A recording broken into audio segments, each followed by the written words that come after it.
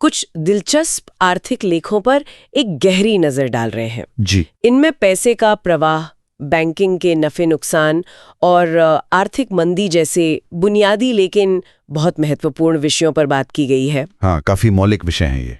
और हमारा मकसद है कि इन विचारों को परत दर परत खोलें, ये समझने की कोशिश करें कि इन लेखों के हिसाब से अर्थव्यवस्थाएं कैसे चलती हैं, क्यों लड़खड़ा जाती हैं और क्या कोई बेहतर रास्ता हो सकता है। बिल्कुल, देखते हैं क्या कहते हैं ये लेख। तो चलिए शुरू करते हैं इस पड़ताल को। तो इन लेखों में जो पहला और सबसे बुनियादी सिद्धांत है वो सुनने में तो बड़ा सीधा लगता है। पैसे को चलाते रहो, कीप मनी रोलिंग। हाँ। यानी पैसा जितना ज्यादा हाथों से गुजरेगा, अर्थव्यवस्था उतनी ही मजबूत होगी। तिजोरी में बंद पैसा बेकार है। बिल्कुल सही पकड़ा। ये महज एक कहावत नहीं बल्कि अर्थव्यवस्था का इंजन है कि पैसा जितना घूमेगा उतनी ताकत पैदा करेगा। हाँ बिल्कुल, ये गतिशीलता, ये प्रवाही है जो आर्थिक मूल्य पैदा करता है। स्रोत इसी बात पर जोर देते हैं। अच्छा। कि पैसा जब एक व्यक्ति से दूसरे व्यक्ति के पास जाता है तो उसकी उपयोगिता मतलब यूटिलिटी वो बढ़ती जाती है, जिससे सबका भला होता है, सामूहिक कल्याण। जैसे एक किराना व्यापारी से सब्जी वाले तक, फिर सब्जी वाले से दूध वाले तक। हाँ, वो चेन चलती रहनी चाहिए। बिल्कुल, ये चक्र चलता रहना चाहिए। पैसा अगर कहीं रुक गया, मान लीजिए किसी की तिजोरी में या बैंक लॉकर में, तो वो इकोनॉमी के लिए लगभग मृत है। हाँ, डेड मनी। हाँ, डेड मनी। इसलिए वो गाड़ी चलती रहनी चाहिए वाली कहावत यहाँ पैसे पर बिल्कुल सही बैठती है। और इस गाड़ी को चलाने में, इस प्रवाह को आसान बनाने में सबसे अहम भूमिका जाहिर है बैंकिंग प्रणाली की है। जी। लेकिन यहीं पर एक पेच है। लेख कहते हैं कि ये प्रणाली जरूरी तो है, पर इसके अपने गंभीर खतरे भी हैं। ये खतरे क्या हैं? स्रोत यहाँ दो बड़े जोखमों की तरफ इशारा करते हैं। पहला, जैसे उन्होंने काफी कड़े शब्दों में कहा है, आंतरिक राक्षसी लालच, इंट्रूसिक डिमोनिक ग्रीड। बाप रे, राक्षसी लालच? हाँ, उनका मानना है कि बैंकों का जो मुनाफा कमाने का एक नेचुरल इंस्टिंक्ट होता है, वो कभी-कभी बेलगाम लालच बन सकता है। और ये आम लोगों की जिंदगी, चाहे वो गरीब हो, मिडिल क्लास हो या अमीर, सबके लिए खतरा बन सकता है। मतलब ये सिर्फ सिस्टम का फेल होना नहीं, बल्कि सिस्टम के अंदर ही एक टेंडेंसी है जिससे सावधान रहना होगा। बिल्कुल। शायद वो इशारा कर रहे थे उस दौर की अनियंत्रित बैंकिंग या स्पेक्यूलेशन की तरफ। हो सकता है। और दूसरा खतरा क्या बताया गया है? दूसरा बड़ा खतरा है सरकारों का रवैया। अच्छा। जब सरकारें बिना अपने खजाने में पर्याप्त सोना मतलब बुलियन रखे अंधाधुंध नोट छापना शुरू कर देती हैं। ओह हाँ। नतीजा भयानक मुद्रास्फीति, इन्फ्लेशन, चीजों के दाम आसमान छूने लगते हैं, व्यापार ठप पड़ जाता है क्योंकि पैसे की कीमत वो गिर जाती है। सही। इससे अमीर और अमीर होते हैं, गरीब और पिसता है और शोषण बढ़ता है। स्रोत इसे राज्य पूंजीवाद, स्टेट कैपिटलिज्म का एक खतरनाक रूप मानते हैं। उनका कहना है कि ये व्यवस्था, चाहे पूंजीवाद का नाम ले, समाजवाद का या साम्यवाद का, अगर सरकार इस तरह पैसे की कीमत से खेलती है तो वो जनता के लिए ज्यादा खतरनाक है। तो मतलब बैंक जरूरी है, पर उन पर लगाम भी उतनी ही जरूरी है, चाहे वो अपने लालच की हो या सरकारी मनमानी की। बिल्कुल, बैलेंस चाहिए। इसके बिना काम नहीं चल सकता, लेकिन इसे खुला भी नहीं छोड़ सकते। लेकिन मान लीजिए किसी वजह से लोग बैंकिंग प्रणाली को पूरी तरह नकार ही दें, तब क्या होगा? लेख इस बारे में बिल्कुल साफ हैं। अगर बैंकिंग प्रणाली को नकारा जाता है तो पैसे का प्रवाह वो रुक जाएगा, अर्थव्यवस्था पिछड़ जाएगी, समाज का संतुलन बिगड़ जाएगा। स्रोत यहां तक कहते हैं कि ऐसा व्यक्ति समाज में मजाक का पात्र बन सकता है और शायद मानसिक रूप से भी अस्थिर हो सकता है। अच्छा। तो संदेश साफ है, प्रणाली जरूरी है, लेकिन समझदारी और कड़ी निगरानी के साथ। असली मकसद पैसे को घुमाते रहना है ताकि समृद्धि सब तक पहुंचे। बिल्कुल। पैसे के प्रवाह और बैंकिंग से जुड़ा एक और पहलू है निवेश, इन्वेस्टमेंट। जी। लेखों में व्यापार के लिए कर्ज लेने का जिक्र है, जिसे संस्कृत शब्द काटिका व्यवसाय से जोड़ा गया है। यहाँ निवेश को लेकर एक बहुत जरूरी नियम बताया गया है ना? हाँ, और ये नियम आज भी उतना ही प्रासंगिक है, उतना ही रेलेवेंट। सिद्धांत ये है कि कर्ज या निवेश का पैसा हमेशा उत्पादक कामों में लगना चाहिए, प्रोडक्टिव कामों में। प्रोडक्टिव मतलब ऐसे कामों में जिससे आगे और धन या मूल्य पैदा हो। ठीक है। इससे गैर उत्पादक चीजों में लगाना, जैसे सिर्फ दिखावे के लिए बड़ी बड़ी इमारतें बना दी, या जरूरत से ज्यादा डिफेंस पर खर्च कर दिया, या महंगी लग्जरी चीजों पर उड़ा दिया, ये पैसे की बर्बादी है। ये पूंजी के दोबारा निवेश और धन बनाने के चक्र को, वेल्थ क्रिएशन साइकिल को रोक देता है। इसका कोई ठोस उदाहरण दिया है लेखों में? हाँ, एक दिलचस्प उदाहरण है रेलवे का। अच्छा। कहा गया है कि पैसा रेलवे लाइनें बिछाने में लगाना चाहिए।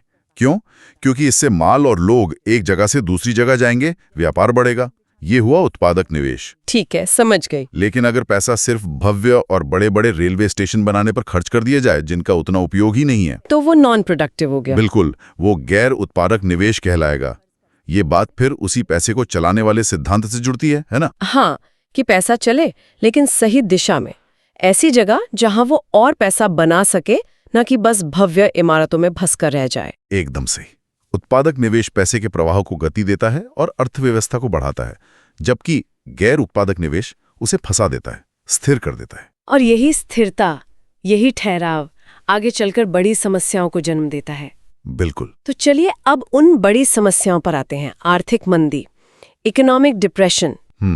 लेख कहते हैं कि मंदी तब आती है जब हम अर्थव्यवस्था की बुनियादी बातें भूल जाते हैं। ये कौन सी बातें हैं? मुख्य रूप से 2 बातें भूलने का जिक्र है। पहली, वही सबसे जरूरी बात, पैसे को चलन में रखना। हाँ, कीप मनी रोलिंग। बिल्कुल। जब पैसा लोगों की जेब में या बैंकों में स्थिर हो जाता है, खर्च नहीं होता, निवेश नहीं होता, तो अर्थव्यवस्था धीमी पड़ने लगती है। ठीक है। दूसरी बात, जब पैसा अपनी असली कीमत या कह ले परचेजिंग पावर खो देता है, अक्सर सरकारों के गलत नीतियों या धन के बहुत ज्यादा असमान वितरण के कारण। इससे आर्थिक संतुलन बिगड़ जाता है। इन लेखों में एक खास शब्द इस्तेमाल हुआ है, जड़ता, स्टैटिसिटी। स्टैटिसिटी, जड़ता। हाँ, ये जड़ता या ठहराव ही उनके अनुसार शोषण का चरम बिंदु है।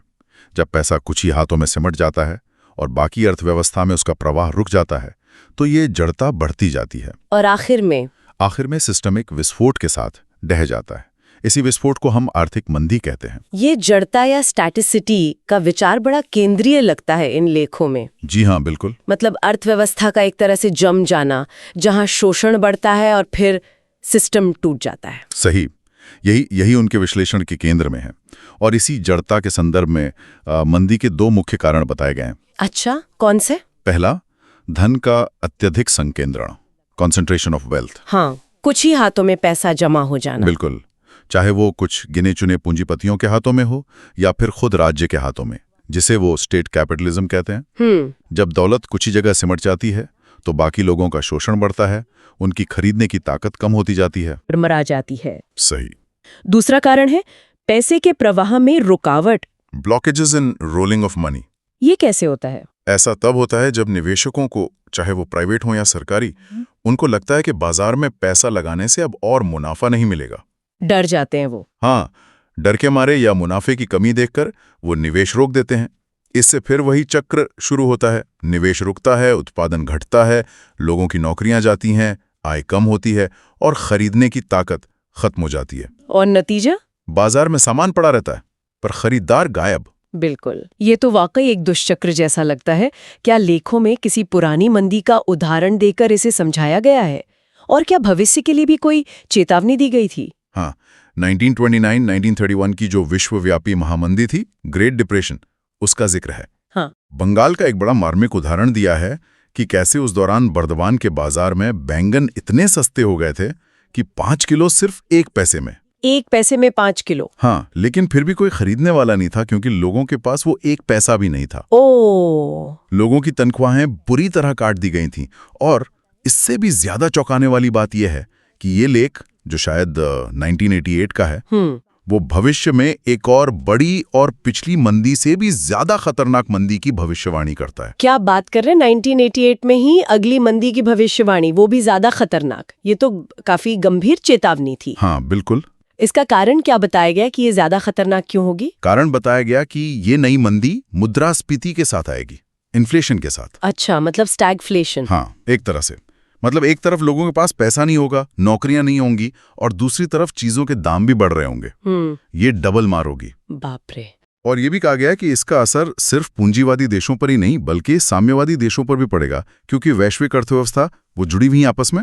और ये असर फैलता कैसे है? क्या सब जगह एक जैसा होता है? असर कैसे और कितना फैलेगा, ये देशों के आपसी व्यापारिक रिश्तों पर निर्भर करता है, खासकर उन रिश्तों पर जो सीधे मुद्रा या सोने पर आधारित हों, मतलब नॉन बार्टर ट्रेड। कर्ज, आयात निर्यात की निर्भरता, ये सब फैक्टर्स हैं। लेखों का अनुमान था कि भारत, बांग्लादेश, तेल बेचने वाले अरब देश, यहाँ तक कि खाने पीने की चीजों के लिए आयात पर निर्भर रहने वाले कम्युनिस्ट देश भी इसकी चपेट में आएंगे। और भारत के अंदर, जहां मजदूर ज्यादा हैं लेकिन औद्योगिक उत्पादन कम है, जैसे बिहार, उड़ीसा का उदाहरण दिया गया है, वहां मुश्किलें और बढ़ेंगी क्योंकि रोजगार सबसे पहले वहीं कम होता है। एक दिलचस्प बात यह भी है कि जो देश आपस में वस्तु विनिमय, बार्टर ट्रेड ज्यादा करते हैं, उन पर शायद मंदी का असर कुछ कम हो। इतने सारे विश्लेषण और चेतावनियों के बाद क्या इन लेखों में कोई समाधान भी सुझाया गया है? हाँ, बिल्कुल। एक नाम आता है प्राउट, प्रोग्रेसिव यूटिलाइजेशन थ्योरी। इसे किस तरह पेश किया गया है? प्राउट को इन लेखों में सिर्फ एक सुझाव नहीं बल्कि एक रामबाण कहा गया है, पैनेसिया। रामबाण? हाँ, ये एक वैकल्पिक आर्थिक और सामाजिक सिद्धांत है जिसका लक्ष्य अर्थव्यवस्था को पूरी तरह से रिस्ट्रक्चर करना है ताकि सामाजिक आर्थिक जीवन में संतुलन आ सके। अच्छा। इसके मूल में कुछ बुनियादी सिद्धांत हैं। आम लोगों की खरीदने की शक्ति, परचेजिंग पावर, को लगातार बढ़ाना, पैसे की कीमत में जो गैर बराबरी है उसे कम करना और पैसे का लगातार प्रवाह, उसको सुनिश्चित करना। तो प्राउट को रामबाण कहने का आधार ये है कि ये उस जड़ता को ही निशाना बनाता है जिसे स्रोत पूंजीवाद और साम्यवाद दोनों की बुनियादी समस्या मानते हैं। बिल्कुल। लेखों का तर्क यही है कि पूंजीवाद और साम्यवाद दोनों ही अपने अपने तरीके से जड़ता पैदा करते हैं। पूंजीवाद धन के संकेंद्रण से और साम्यवाद राज्य के अत्यधिक नियंत्रण से। दोनों में ही पैसे का सहज प्रवाह रुकता है और शोषण बढ़ता है जो अंततः मंदी की ओर ले जाता है। प्राउट को इन दोनों व्यवस्थाओं की इन्हीं खामियों का हल बताया गया है। ये सुनने में तो क्रांतिकारी लगता है, लेकिन ये महंगाई, खासकर जो मुनाफे के चक्कर में बढ़ती है, और लोगों की बुनियादी जरूरतें पूरी करने के बारे में क्या कहता है? प्राउट का एक बहुत ही फंडामेंटल विचार है कि उत्पादन का उद्देश्य, प्रोडक्शन का पर्पस, मुनाफा कमाना नहीं होना चाहिए। तो फिर क्या होना चाहिए? समाज की जरूरतों को पूरा करना, यानी उपभोग, कंजम्पशन। अच्छा, production for consumption, not for profit. बिल्कुल। जब चीजें बनेंगी ही इसलिए कि लोगों को उनकी जरूरत है, तो मुनाफे के लिए कीमतें बढ़ाने वाली जो इन्फ्लेशन होती है, प्रॉफिट लेड इन्फ्लेशन, वो अपने आप खत्म हो जाएगी। ये तो बड़ा बदलाव है। हाँ। साथ ही प्राउट हर व्यक्ति के लिए न्यूनतम आवश्यकताओं की गारंटी देता है। रोटी, कपड़ा, मकान, शिक्षा, स्वास्थ्य। और ये गारंटी फिक्स्ड रहेगी? नहीं, ये सिर्फ स्थिर नहीं रहेगी, बल्कि समय के साथ लोगों की जरूरतें और क्षमताएं बढ़ने पर इसका स्तर भी बढ़ता जाएगा। Minimum requirements will increase over time. अच्छा। और एक और बहुत महत्वपूर्ण बात, प्राउट जोर देता है कि मुद्रा हमेशा स्वर्ण भंडार समर्थित होनी चाहिए, बुलियन बैक्ड करेंसी। यानी सरकार उतने ही नोट छापे जितने का सोना उसके पास हो। हाँ, इससे सरकारें मनमाने ढंग से नोट छापकर महंगाई नहीं बढ़ा पाएंगे, वो जो दूसरा खतरा हमने डिस्कस किया था। हाँ, यानी चीजें बनेंगी जरूरत पूरी करने के लिए और पैसा भी असली सोने के आधार पर छपेगा। इससे दो तरह की महंगाई काबू में आएगी। जी। लेकिन एक और तरह की महंगाई हो सकती है। मान लीजिए किसी चीज का जरूरत से ज्यादा उत्पादन हो गया, जरूरत से भी ज्यादा। हाँ। उसे प्राउड में उत्पादन मुद्रास्फीति, प्रोडक्शन इन्फ्लेशन कहा गया है। इसका क्या हल है? कैसे कोई बहुत बड़ी या लाइलाज समस्या नहीं मानता। इसके लिए 3 मुख्य समाधान सुझाए गए हैं। क्या है वो? पहला, मुक्त व्यापार, फ्री ट्रेड, लेकिन सिर्फ उपभोग की वस्तुओं के लिए, कंज्यूमर गुड्स के लिए, कोई इंपोर्ट या एक्सपोर्ट ड्यूटी नहीं। अच्छा, उससे क्या होगा? इससे जिस इलाके में किसी चीज का ज्यादा उत्पादन है, सरप्लस है, वो आसानी से उस इलाके में भेजा जा सकेगा जहां उसकी कमी है, डेफिसिट है। जैसे कहीं दूध ज्यादा है, कहीं कम, कहीं आम ज्यादा होते हैं, कहीं नहीं। हाँ, बैलेंस हो जाएगा। बिल्कुल। दूसरा समाधान है संरक्षण और प्रसंस्करण, प्रेजर्वेशन प्रोसेसिंग। मतलब अगर किसी चीज का उत्पादन ज्यादा हो गया है, जैसे फल या सब्जियां, तो उन्हें बर्बाद होने देने की बजाय उन्हें प्रिजर्व करने या प्रोसेस करने के तरीके अपनाने चाहिए। जैसे आम का अचार, जैम बना लिया, सब्जियों को सुखा लिया, पान के पत्ते का भी उदाहरण दिया है। ठीक है। और तीसरा है विविध उपभोग शैली, डाइवर्सिफाइड कंजम्पशन। ये क्या है? यानी एक ही चीज के कई अलग अलग इस्तेमाल खोजना और उन्हें बढ़ावा देना। जैसे अलसी यानी लिनसीड के तेल को गंध रहित करके खाना पकाने में यूज करना, और उसके पौधे के रेशों से कपड़ा, लिनन बनाना। अच्छा। भिंडी के बीजों से तेल निकालना और उसके रेशों का उपयोग करना। जूट से सिर्फ बोरे या रस्सी ही नहीं, बल्कि अच्छे कपड़े भी बनाना। इससे अगर एक इस्तेमाल में कमी आए तो दूसरे में उसकी खपत हो सकती है। बिल्कुल। और इसी से जुड़ा एक और अहम सिद्धांत है शायद कच्चे माल का स्थानीय प्रसंस्करण, local processing of raw materials. हाँ, ये बहुत महत्वपूर्ण है। प्राउड का मानना है कि कच्चे माल रॉ मटेरियल्स को बाहर भेजने की बजाय उसे उसी इलाके में तैयार माल फिनिश्ड गुड्स में बदलना चाहिए जहां वो पाया जाता है। इससे क्या फायदा होगा? इससे स्थानीय लोगों को रोजगार मिलेगा, उस इलाके की अर्थव्यवस्था मजबूत होगी और तैयार माल बाहर भेजने से ज्यादा आय होगी। कच्चे माल का निर्यात करना इन लेखों के अनुसार एक पिछड़ी हुई या अस्वस्थ अर्थव्यवस्था की निशानी है। लेकिन ये जो मुक्त व्यापार की बात है उपभोग की वस्तुओं के लिए, सुनने में तो बहुत अच्छा लगता है, पर क्या ये व्यावहारिक है? जैसा आपने पहले कहा, भूभानना या देशों का अपना स्वार्थ और मौजूदा व्यवस्थाओं के हित इसमें आड़े नहीं आएंगे। क्या स्रोत इसे संभव मानते थे? स्रोत मानते हैं कि ये बाधाएं असली हैं, बिल्कुल हैं। देशों का अपने तात्कालिक हितों को देखना, राष्ट्रवादी की भावनाएं, जियो सेंटिमेंट्स और स्थापित ताकतों का विरोध, ये सब मुक्त व्यापार की राह में रोड़े अटकाते हैं। तो फिर? लेकिन वो सिंगापुर जैसे छोटे मुक्त व्यापार क्षेत्रों की सफलता का उदाहरण देते हुए ये भी तर्क देते हैं कि ये असंभव नहीं है।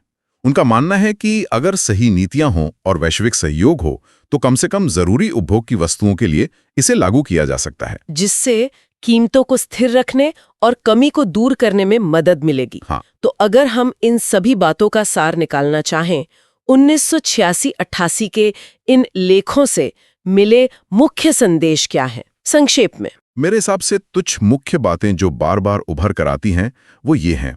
पहला, पैसे का प्रवाह अर्थव्यवस्था की जान है, पैसा चलते रहना चाहिए, कीप मनी रोलिंग। ठहराव या जड़ता जहर है। दूसरा, बैंकिंग जरूरी है पर इसके लालच और सरकारों द्वारा बिना सोचे समझे नोट छापने पर कड़ी निगरानी चाहिए। सही।